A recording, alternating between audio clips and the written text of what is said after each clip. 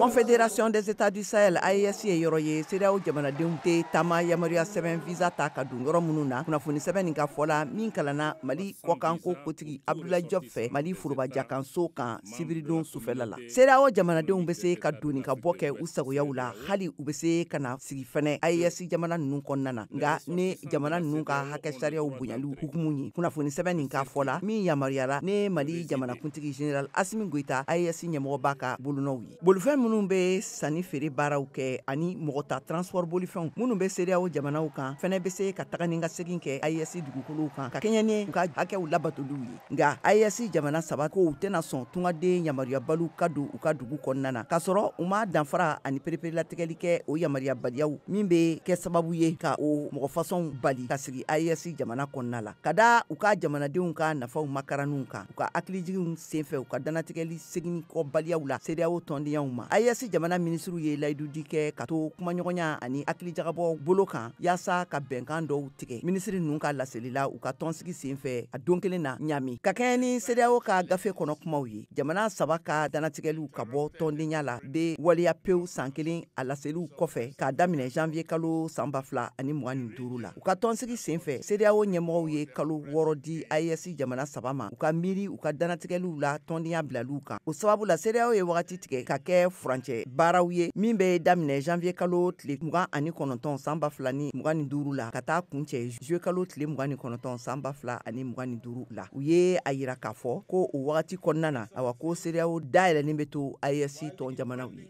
Exit of Burkina Faso, Mali and Niger from ECOWAS is disheartening.